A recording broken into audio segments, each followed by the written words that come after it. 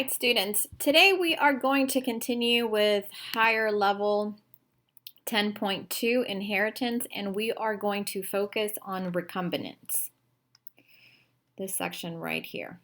So right now we're just going to identify the recombinants to kind of understand what's the difference between a parent genotype and then a recombinant genotype. And then in another video that I'm going to make, we're going to work out some of the problems.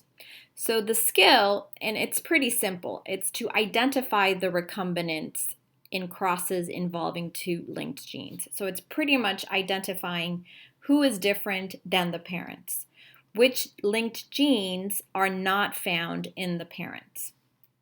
So let's look at the picture here. So we know that recombinants could potentially happen in linked genes as a result of crossing over of genetic material during prophase 1 of meiosis 1. If linked genes become separated by the chiasma, which is, remember, that point of intersection between the two chromosomes, there will be an exchange of alleles between non-sister chromatids. This creates new allele combination that is different than the parent. So here we see two homologs, or two homologous chromosomes, and notice how gene AB and AB are linked here because they're found on separate chromosomes, right? Because each little arm is called a chromosome, and the same thing here.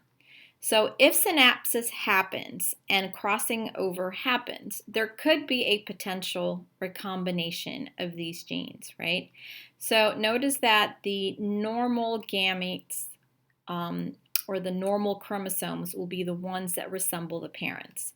So big A, big B, or little a, little b.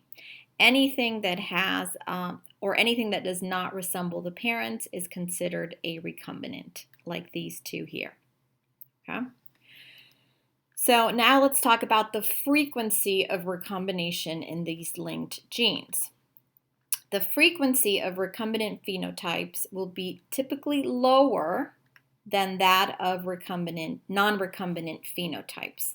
This is because crossing over is a random process and the chiasma do not form at the same location at every meiotic division. So then this means that the relative frequency of recombinant phenotypes will be dependent on the distance between the linked genes.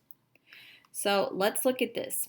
If you happen to have, let's say, big A and big B here, that happen to be really far together, really far apart, right? And they happen to cross over here with another chromosome, whose alleles are also far apart. Let's say the chiasma forms right here. So you do get a chance for this allele here from this chromosome to combine with this allele from this chromosome, and this allele from this chromosome to combine with this allele from this chromosome. So the farther apart they are, the greater chance of recombination.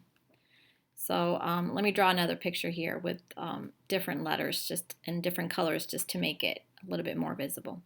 So let's say I have a recombinant gene that looks like this and a recombinant gene that looks like this. So they happen to be on the same chromosome, big A here, little b here, okay? And then this other chromosome here, let me change colors here. They look like this, right? Big A here, big B here. So notice where the chiasma forms right there. The chiasma forms right there, so it allows, right, for the reshuffling or the crossing over of genes, which means that you're going to end up with big A here crossing over to this side, and then you're going to get big B. And then you're going to get some recombination here of little a coming here and recombining with this one, with little b, right? So this is what we refer to as recombinants, right? Because they don't look like the original parents. Now, look at where the chiasma is here. So the chiasma formed in between the two alleles, you see?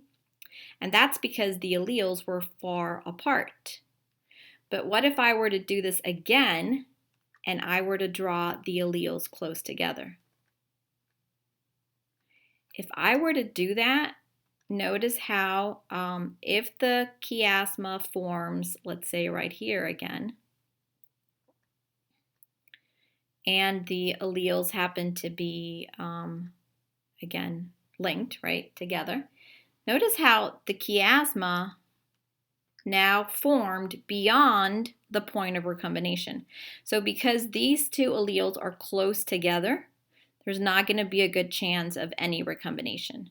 So then that means that the parents are just, the gametes are going to be just like the parents, right? So again, this is what this means, right? The relative frequency of recombinant phenotypes will be dependent on the distance between the linked genes. So the farther apart they are, the greater the chance of recombination.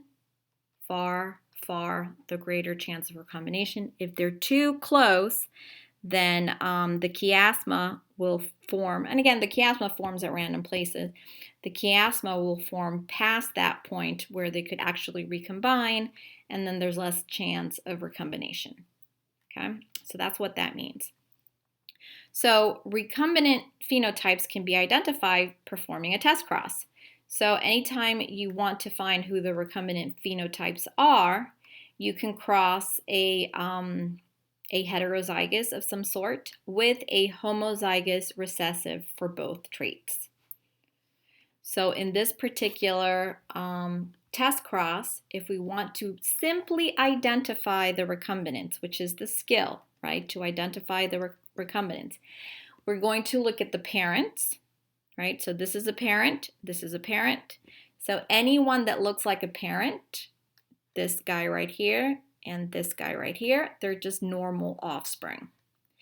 Anyone that does not look like a parent, like this guy right here and this guy right here, they are recombinant offspring. Okay? And that's it. The skill is just to identify the recombinants from the phenotype. So I'm going to make another video where I'm actually going to be working out some linked gene problems to kind of reinforce these concepts a little bit more.